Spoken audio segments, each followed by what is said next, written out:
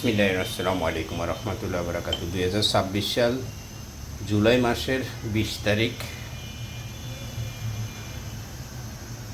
রোজ সোমবার। আজ করব বোম্বাই মরিচের গুঁড়া দিয়ে আলু চিকেন রান্না করব। আলু চিকেন কীভাবে রান্না করব আপনাদেরকে দেখে দেবো। এখানে নিচে হলুদ পাউডার, আর এখানে বোম্বাই মরিচের গুঁড়া, আর এখানে জিরা পাউডার, গরম মশলার গুঁড়া, আদা রসুন পেঁয়াজ বাটা, লবণ, সয়াবিন তেল, আলু আর এই চিকেনগুলো কেটে নিছি, আর এখানে নিছি পেঁয়াজ কুচি।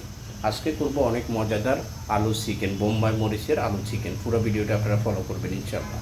সব উপকরণ দিয়ে দিলাম, হালকা একটু পানি দিয়ে এখন কষিয়ে নেব। কষিয়ে তারপরে আলু চিকেনগুলো দিয়ে দিব। বোম্বাই নাগা মরিচের গুঁড়া দিয়ে চিকেন রান্না।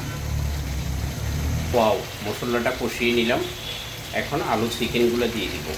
আলু দিয়ে দিব, এরপরে চিকেনটা। নাগা মরিচের গুঁড়া দিয়ে চিকেন রান্নার ভিডিও, পুরো ভিডিওটা আপনারা ফলো করবেন। আর ভিডিওটা যেখান থেকে দেখবেন অবশ্যই শেয়ার করে দিই, পাশে থাকবেন ইনশাল্লাহ।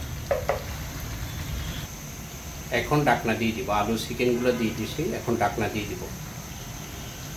ওয়াও, নাগা মরিচের আলু চিকেন রান্না, পুরো ভিডিওটা দেখবেন ইনশাল্লাহ। দেখতে অনেক লোভনীয় লাগতেছে, খেতে অনেক দারুণ লাগবে সাদা ভাতের সাথে। নাগা মরিচ দিয়ে আলু চিকেন রান্না।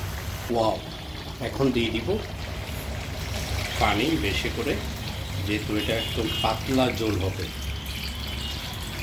একদম পাতলা ঝোল হবে। এখন ঢাকনা দিয়ে দিব।